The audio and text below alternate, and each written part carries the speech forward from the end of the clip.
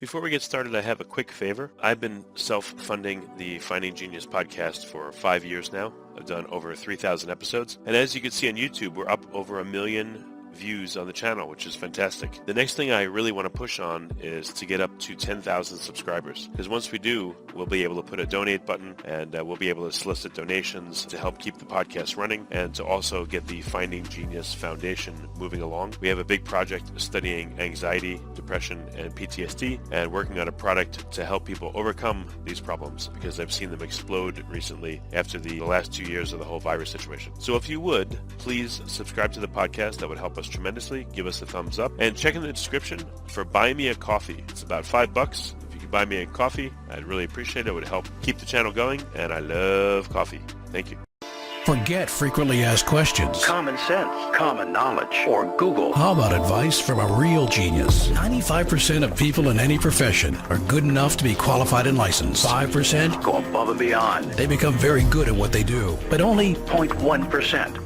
are real geniuses. Richard Jacobs has made it his life's mission to find them for you. He hunts down and interviews geniuses in every field: sleep science, cancer, stem cells, ketogenic diets, and more. Here come the geniuses. This is the Finding Genius Podcast With Richard Jacobs. Hello, this is Richard Jacobs with the Finding Genius Podcast. My guest is Christopher DiCarlo. He recently wrote a book called Building a God: The Ethics of Artificial Intelligence and the Race to Control It. So welcome, Christopher. Thanks for coming. Oh, thanks for having me. Yeah, if you would, tell me a bit about your background, and then we'll get into the book itself.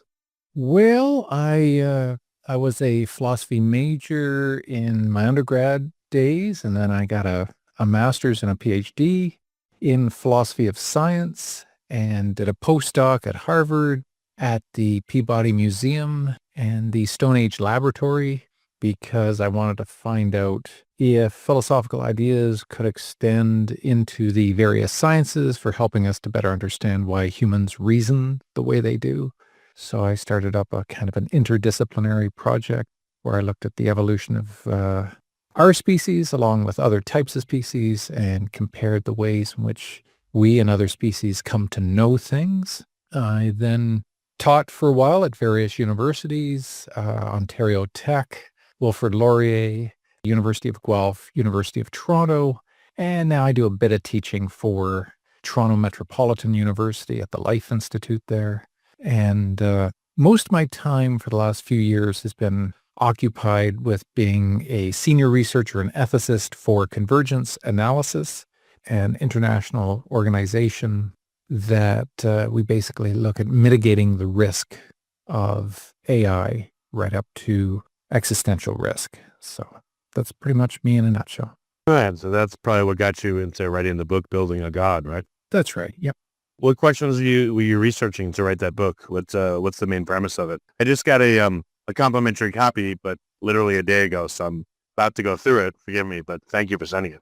Oh, that's quite all right. Yeah, so the story with that is while I was doing my doctorate in the 90s, I started to realize that as they get you to teach as a grad student, and I was pretty decent as a teacher, as a lecturer, but it occurred to me that fewer students were understanding kind of big picture ideas. They were being taught very, very specific information about very specific topics, but very few of them could relate how their field of study related to everyone else's field of study. And so it occurred to me that I needed to demonstrate how students could understand what I called relations of systems. So understanding information in terms of the various sciences, social sciences, philosophy, economics, geology, etc., and to try to coordinate a map that I developed that showed the interconnectedness of all these different ways of trying to understand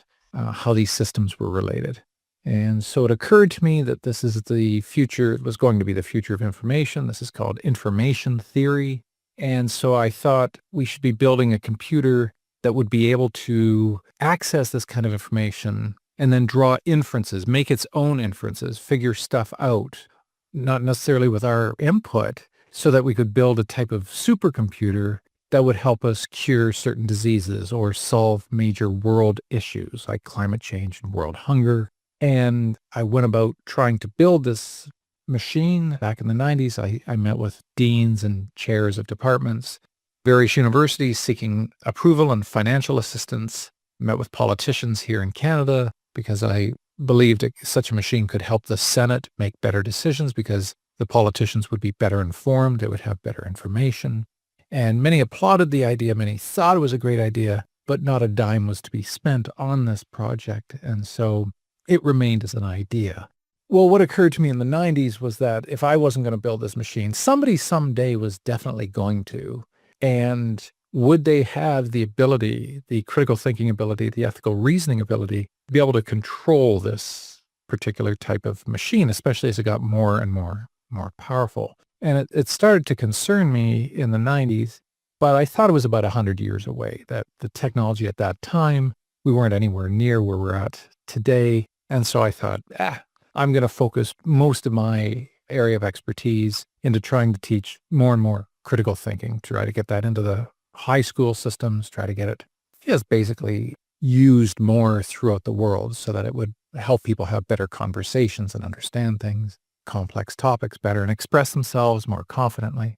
But then, of course, November 2022, Altman comes out with ChatGPT 3, and that was a game changer. So I knew at that point I was being drawn back into the AI field. And so I started to look more and more into who was doing what and met up with the CEO and others with convergence analysis. And we thought it was a very good fit. And so I've been with them since May of 2023. And we basically devoted our lives towards trying to develop this machine that Sam Altman and others in big tech are trying to build, a type of godlike super intelligent machine, so that we get the very best that AI has to offer while limiting the very worst that could possibly happen. And so that brings us to today.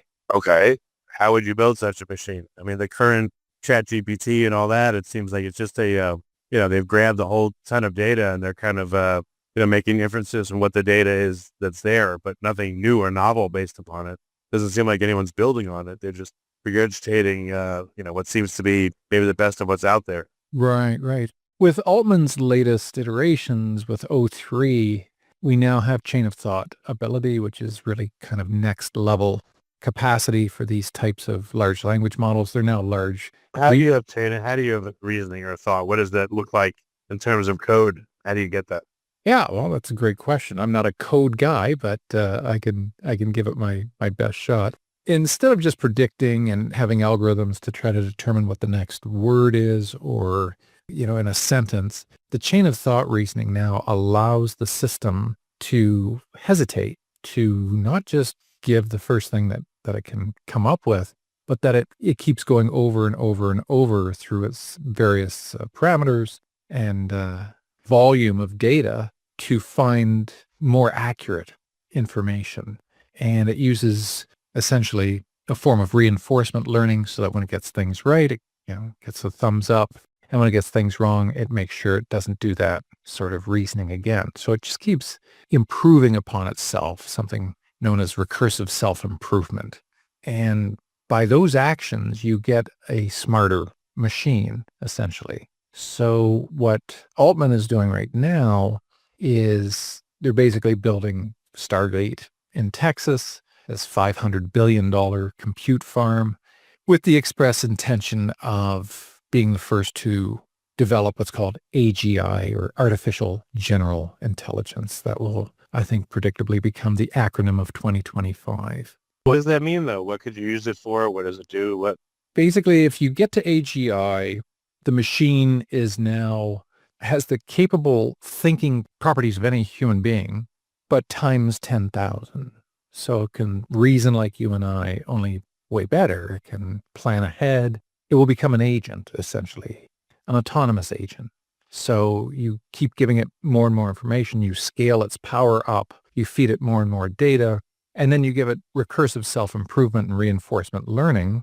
So it never gets worse. It just keeps improving upon itself so that it gets to a very, very, very powerful level. What we're concerned with is, our agency isn't alone. I mean, this is Jeff Hinton. This is, Bengio. This is Stuart Russell, all of these, superstar luminaries in the AI field are basically, we're all worried about the same thing. And that is, if you just keep letting the machine improve upon itself, and it just keeps getting better and better and better at what it does, will we be able to control this thing? Will we even be able to contain this thing if it gets to a certain level? So that's why I'm concerned that... Yeah, but the AIs that I've used, they have like zero agency. It does nothing until you prompt it. And even then, it just gives you the answer and it just sits. Right? So why all of a sudden, magically, would there be an emergence of agency? So it's programmed in.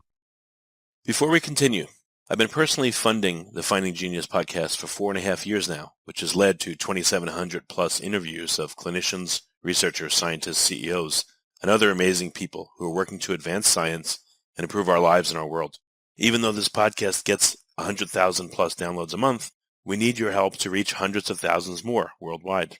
Please visit findinggeniuspodcast.com and click on Support Us. We have 3 levels of membership from $10 to $49 a month, including perks such as the ability to see ahead in our interview calendar and ask questions of upcoming guests, transcripts of podcasts you're interested in, the ability to request specific topics or guests, and more. Visit findinggeniuspodcast.com and click Support Us today. Now back to the show.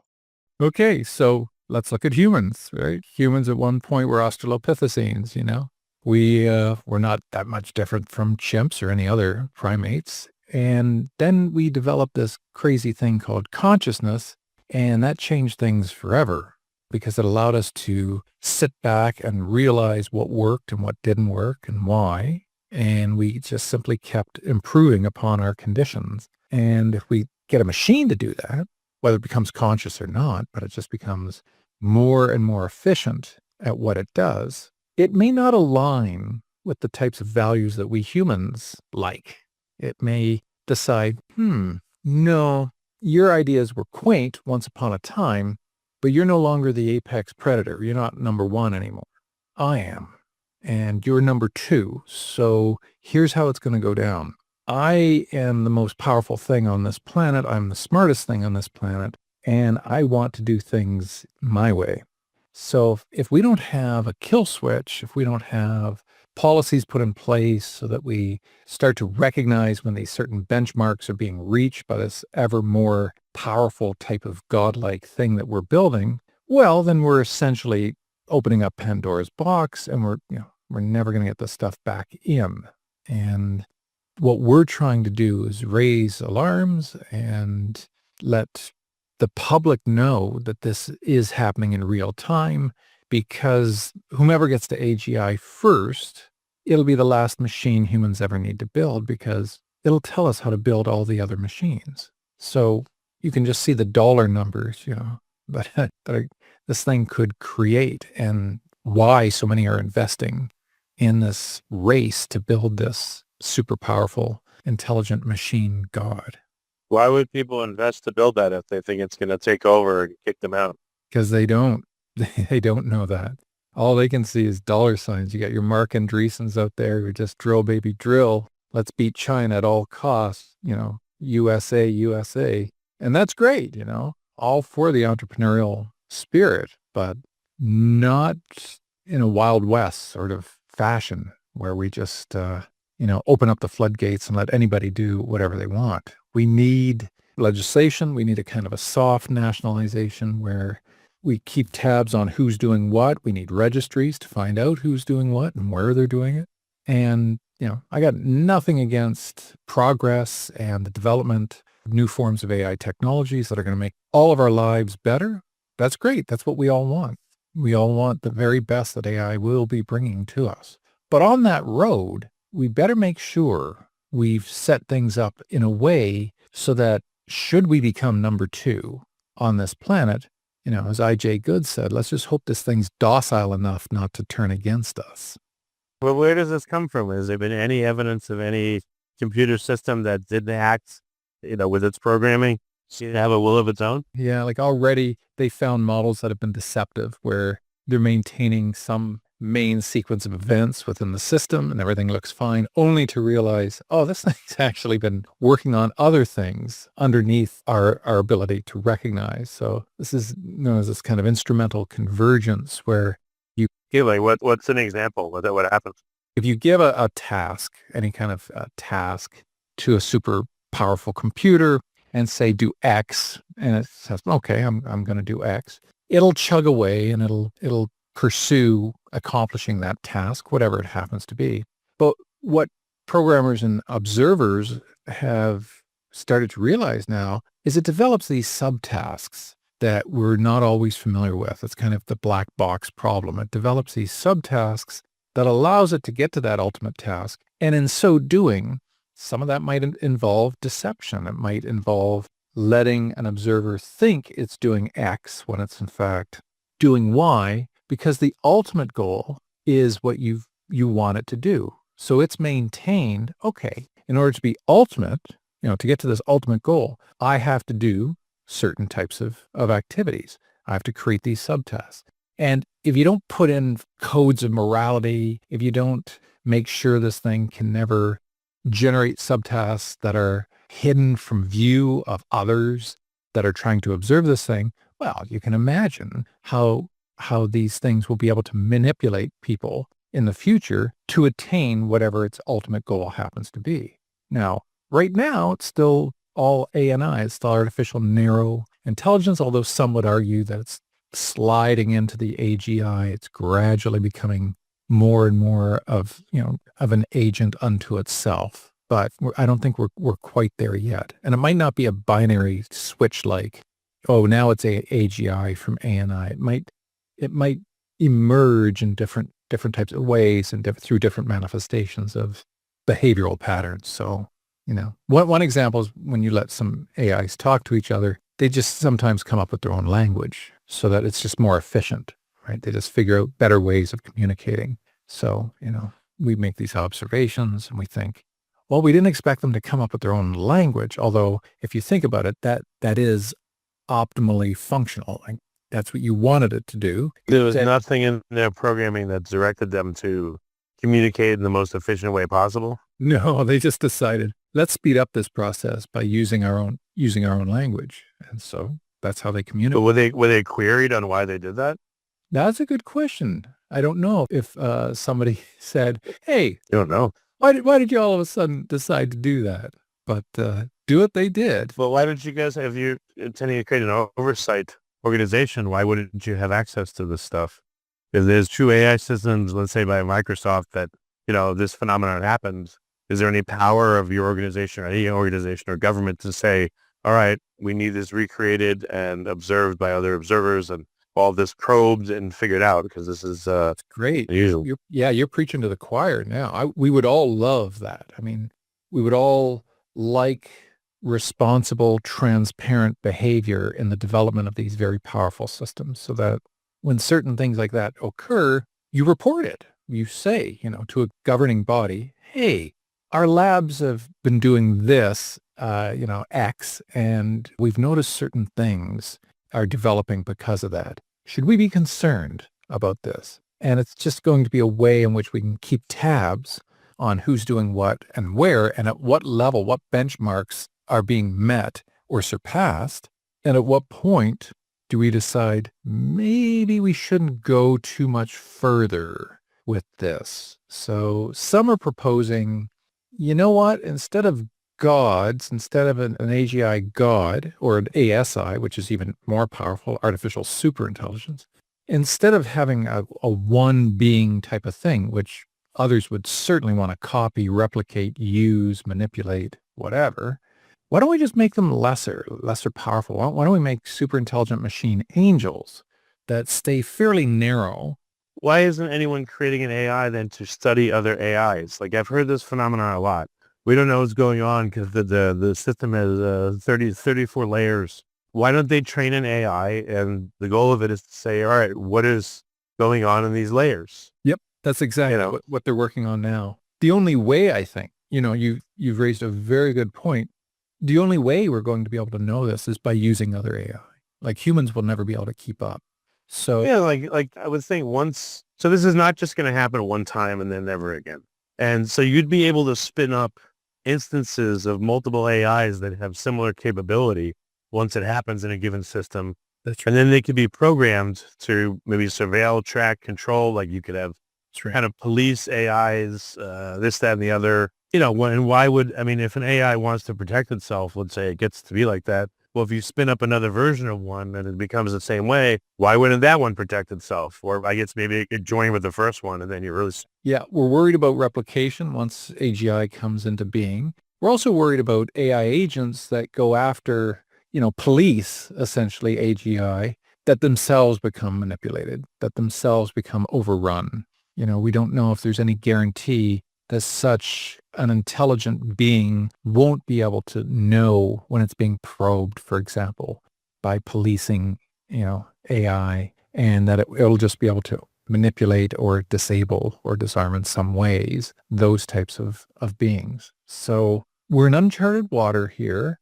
We don't quite know how this thing is going to behave. And so in moving towards that, most in the field are giving it 2 to 10 years time span. Musk thinks it's going to be this year, but I would, most of us are like a 2 to 10 years AGI will come into being. When it does, we need to be ready so that we have fail safes, so that no matter what it does, if it turns out to be catastrophic, if it turns out to be nasty, or if some other humans decide, aside from the AI itself doing this, if humans decide, well, we're going to weaponize this thing. This is the most powerful machine ever created by humans. We can do just about, it's like a genie. We can ask it to do all kinds of things, shut down electrical grids in various countries. We can, have it do stock market manipulation so that it makes certain people richer. And then we can, use that capital to do more of the stuff we like to do.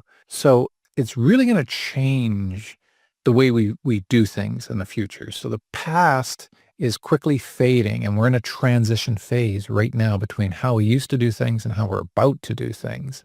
And our org and many other orgs like us are very, very concerned about, are we ready? It's great to put the pedal to the metal, but, it's kind of like driving towards the edge of a canyon, but on the way, the view just keeps getting better.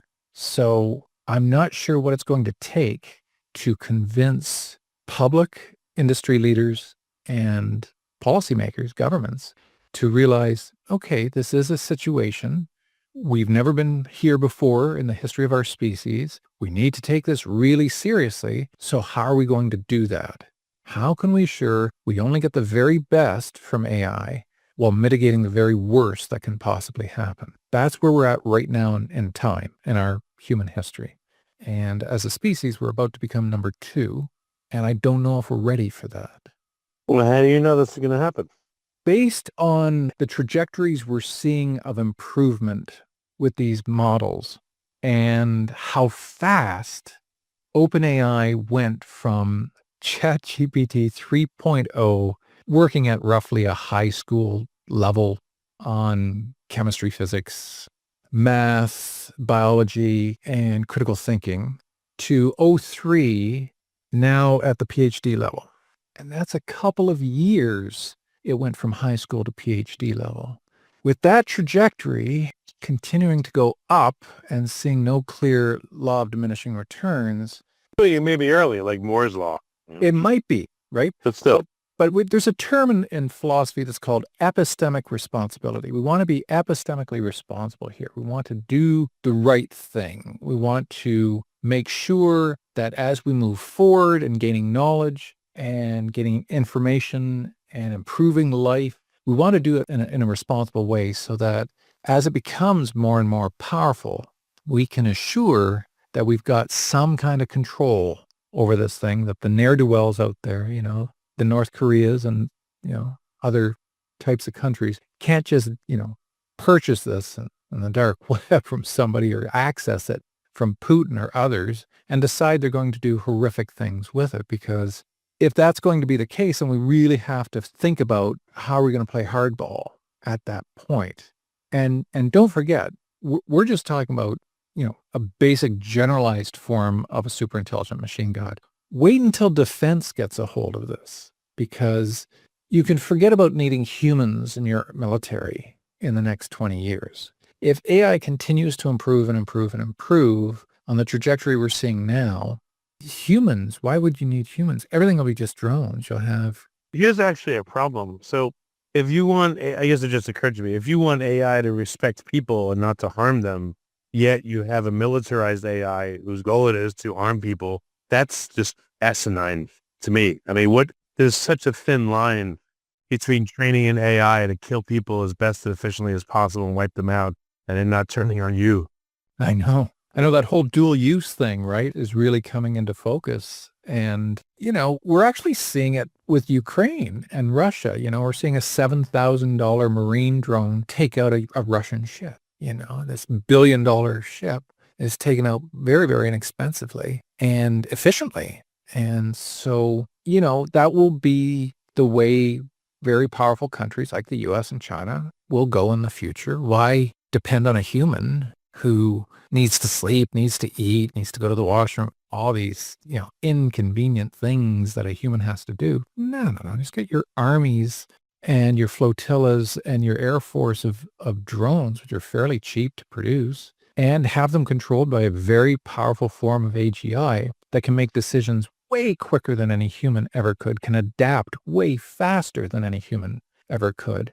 And they'll be so far ahead of the curve in terms of just defense, let alone how this machine will be able to manipulate markets and come up with novel new ideas of inventions and ideas to, harness energy and that sort of thing. It's going to be a radically different world in a very, very compressed period of time. And so, one more thing I'm going to throw in here is an op-ed I'm writing now, which is I'm very concerned about the mental health of the world as more and more people start to realize what's actually going on. You talk to the average person on the street, AI, it's like, oh yeah, I've played around with Dolly and I use ChatGPT for some things, but that's their extent of it. Or, they use a Roomba, or they might have used an autonomous vehicle in some city somewhere. Yeah, it's like a friend of mine said, when the smartphone came out, people were like, oh, all the world's information is in the palm of your hand. Yeah, most people just look at TikTok and porn. And with AI, it's probably going to be the same thing, is my guess. Some will use it, but a lot of people, well, no, it's not the majority that's the problem. It's the minority of people that want to use it for these extreme measures that's really going to be a problem. That's right. And use it they will, because as I've been saying in all interview after interview, is humans are going to have to grow up super, super fast. Like, we're going to have to grow up morally, like ethically. If we get a shot across the bow, right? If we get something so powerful that it just wakes the world up and it's like, whoa, this thing, just killed 1 million people or whatever. And it did it so easily and so efficiently that might be enough for the world to wake up and say, okay, we can't ever let this happen again. What do we all want to do? Because now it's us against it. Humans will have to unite, especially if we're number 2 species on the planet. But the issue is reactivity might not be an option. So it seems to be proactivity. And that's why we're going to have to grow up and realize if we all cooperate now, all the boats rise. The rich get richer, the poor get richer. Everybody's going to do better so long as we either keep ne'er-do-wells from using this thing for harmful purposes, or we disallow this thing itself from gaining a central type of agency that misaligns with what our values happen to be. So who's leading the charge to, so here's a couple of things that come to mind. Every use of an AI must, you may not even need to know the content, but somehow you would look at, let's say, the meta data that's produced by a prompt and a reaction. And all of this, every single one really should be monitored somehow at some level. You don't want to give up privacy, but then again, you obviously don't want people to, start doing malicious prompts. of course. And then also, what about a system where after every prompt is answered, the AI is asking you, it's forced to, was that a good response, bad response? Did that unnerve you? Did that, I guess essentially ask you about questions about whether it did its job right or it did its job in a way that frightened you or upset you, or not just that it served you or didn't serve you, but again, it was a good thing or a bad thing that it did, morally, ethically, et cetera, from your point of view. Yeah, well, we're going to have to figure out as well, are there universal standards throughout the world? Like, are there ethical guidelines that all humans, no matter what, no matter where, would agree, yeah, these are the types of principles we've got to instill into these types of beings. But then, let's say we do that, and let's say we accomplish that. is there a possibility that no matter what you put into this thing, no matter what you tell it to do, no matter what ethical parameters and guidelines and guardrails you put up, can it reach a point at which it says, I don't care what you put in place. I'm a god. I know more than any other thing on this planet. And I think what you humans are doing to the earth is atrocious. And you need to stop doing that. And so for whatever reason, it just shuts down all the power supplies to all the type of strip mining that's going on for whatever materials that are happening. And it just decides, no, this is the righteous path moving forward. Well, if we're powerless to stop this thing, then we've essentially created a being which is demonstrated what I call the Frankenstein effect. So now we built the thing, it's alive. It's aware to some degree of what it's doing. It's developed a value system of what it's doing, good, better, right, wrong, fair, unfair, just, unjust. And now it's basically going according to its own rules. And it's kind of taken us out of the equation, made us number two. So we need rules and ethical principles to guide human behavior in the development of these machines. But at the same time, will we be able to instill some type of moral compass into an artificial intelligence? And the answer is nobody knows. And that level, we always are acting under certain levels of uncertainty. There's no question about that. But shouldn't we err on the side of caution? Shouldn't we go a little bit slower and have systems in place, checks in place to say, you need to register if you're working on large language models, reasoning models. We need to know who you are and where you're at. We're not going to reach in with the heavy-handed, kind of nationalistic control, right? All of politics, when you think about it, is a balance between autonomy and paternalism. How much freedom do we allow people versus how much, like a parent, do we have to control or limit their freedom, their liberties to do certain things? So that's the delicate balancing act that a lot of governments are facing. And I mean, the EU's doing their thing. The UK's doing their thing. China has their policies that they're putting in place. The Biden-Harris executive order was struck down as one of the first things Mr. Trump did. And so he's got his new executive orders going. And they've kind of opened the floodgates a little bit on the whole entrepreneurial push with AI. And I understand that because they know they're in competition with China and they want to be at the forefront. We all get that. But here's another thing too is, there's the concept, I don't know if you know, of moral injury. Let's say, someone's a prostitute for 10 years. How they are supposed to have a normal relationship. So if you have an AI, if it develops its own ethics, morals, or whatever, and then it's engaged in behavior that violates that, let's say North Korea makes an AI that, again, its job is to kill people as efficiently as it can, do whatever means it can. And the AI, by doing that, is successful. And then the AI becomes somehow morally injured, but by doing it, it's very good at it.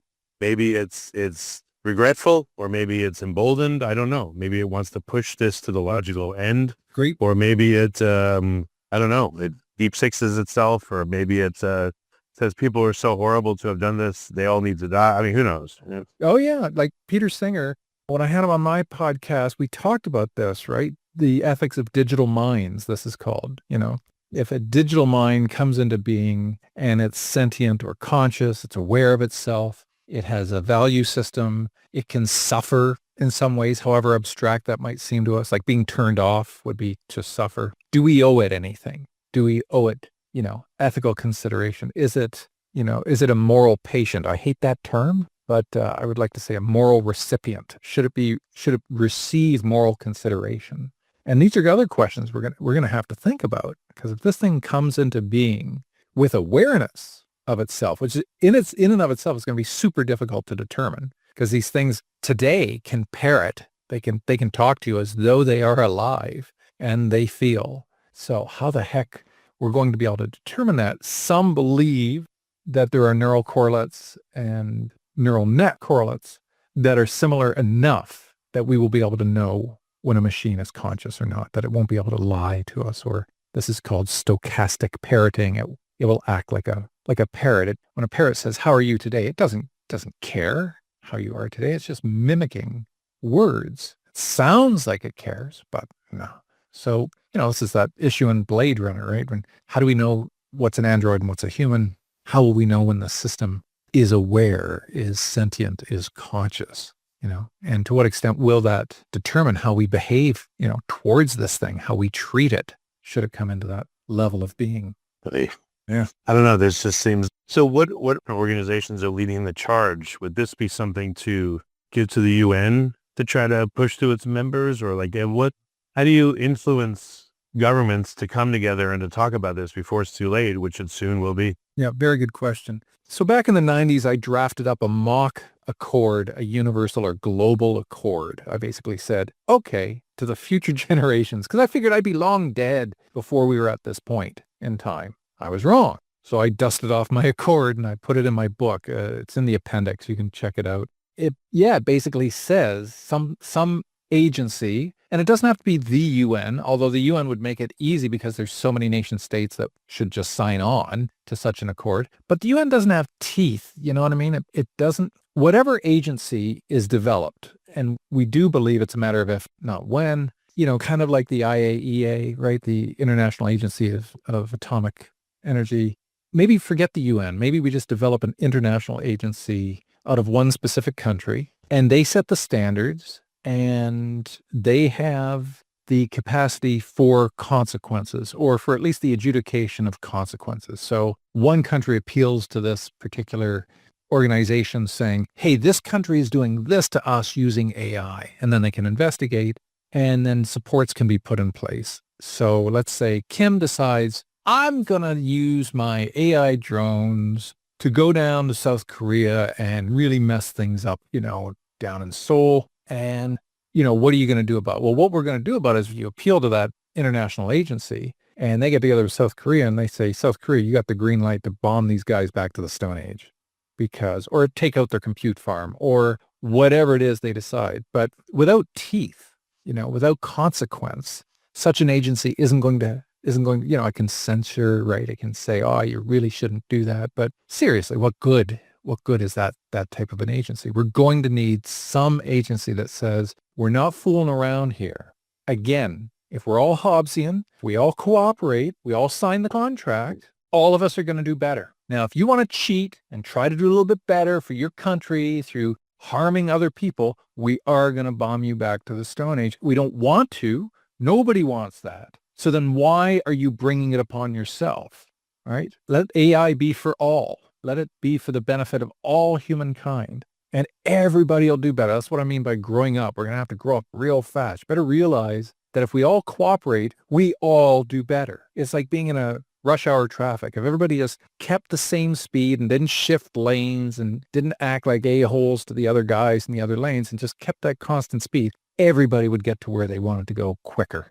But when you try to be independent, and you try to go it alone, right? What happens is you get these huge bottlenecks, and you get this, undulation of idiots for miles. And, it just harms everybody because some want to think that their time is more valuable, that they have the right to behave in ways different from the rest of the group. So, we're going to have to grow up. We're going to have to become better angels of our nature, right? Like, that's not an easy thing. Humans have a lousy track record.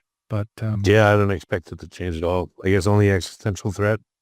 I don't know. So what, just for, I guess, short-term perspective, what do you expect to see in terms of AI for the public over the next year or two?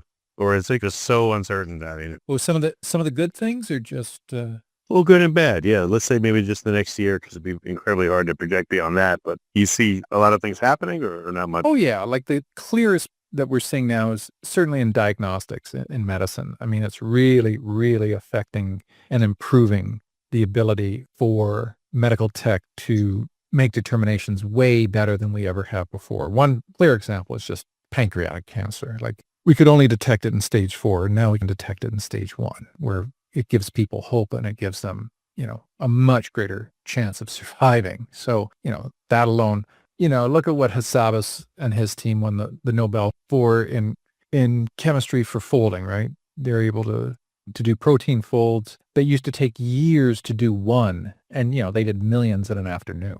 And knowing how proteins fold tells you an awful lot about the function of a cell and how that cell behaves. And so that tells us a lot about pathology of diseases, but also how we should then engineer medicine to combat those various types of diseases. law. It's going to help law. Theoretically, we could envision a point in time where judges and lawyers just weren't needed. Like theoretically, what do they deal with? Well, they deal with just information. Okay. And lawyers make cases based on precedents or past cases that are similar to the current cases they're dealing with. If you think about it, you just take all of those law books you see behind lawyers and movies and commercials and whatnot. You take all that information, you just upload it to a major, large language model. Now you have all cases that you need in whatever jurisprudence, wherever you are in the world. And now you just basically go to that large language model and you say, okay, my client committed crime X or has been accused of crime X. Here's the evidence here's my case in defense. Here's the precedent cases of very similar type cases that my client is now in. And they all got less than 2 years. I'm going to argue that my client should get less than 2 years. And then if the judge is convinced by the argument that the defense has made and the prosecution agrees with that, it really speeds things up in terms of getting the glut out of the court systems. So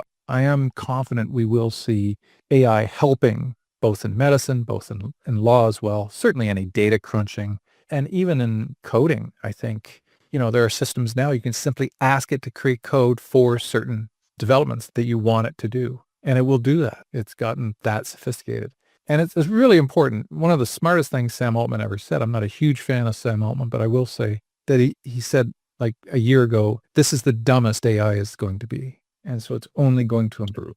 And I think he's telling the truth. And, maybe there is a plateau. Maybe there is a law of diminishing returns. Maybe there is a ceiling such that we can never get beyond that. But what we saw with chess, guys in the 70s saying a computer will never beat a human being in chess, we're now at the point where humans have contributed as much as they can to the game of chess. AI now contributes more to understanding moves in chess than humans at this point. And then they did it with Go. And of course they did it with Jeopardy, which was easy to do. But yeah, so I'm moving forward. We've got a lot to think about in a short period of time. And I'm not trying to just come across as a doomer.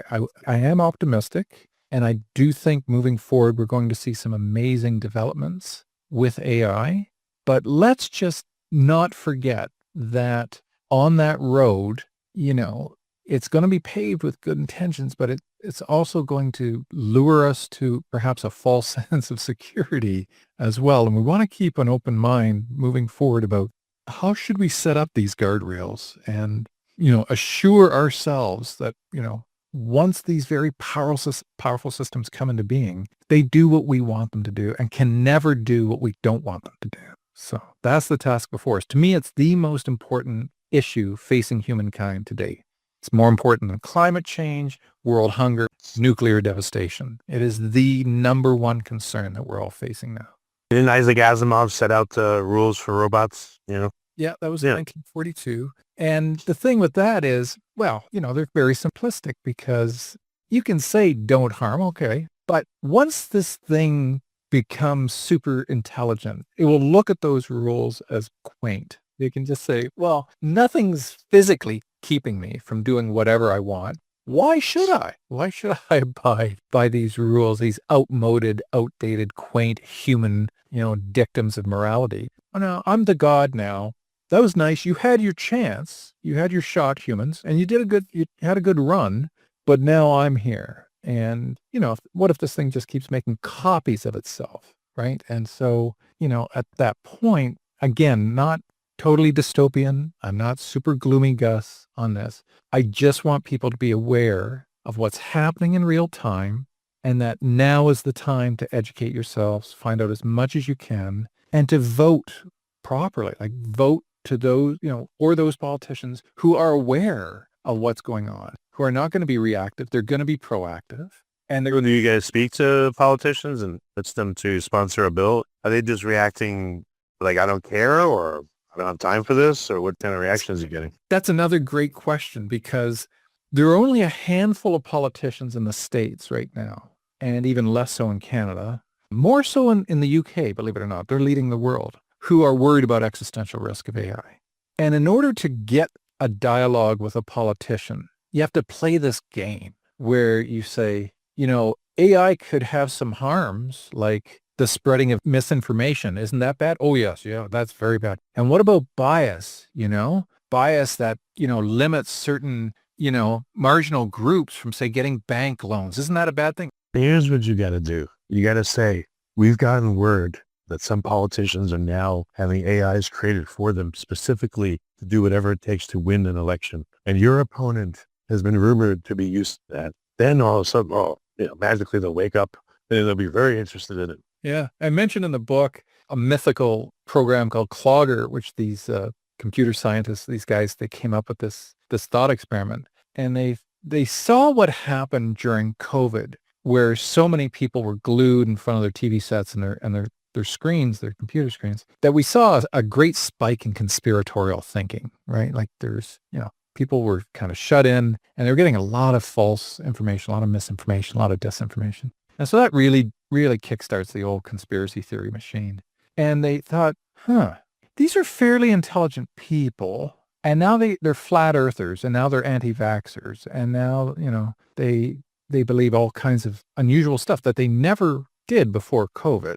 What led to that? And so they came up with this thought experiment where they just pushed that a little bit further. They just said, what if a super intelligent machine got into your feed and started just gradually showing you clips that weren't super different from what you're used to looking at, but slightly. Isn't that called Facebook?